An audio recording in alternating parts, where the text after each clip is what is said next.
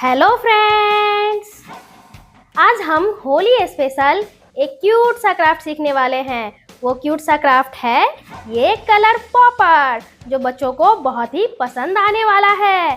तो आइए इसे बनाना सीखते हैं।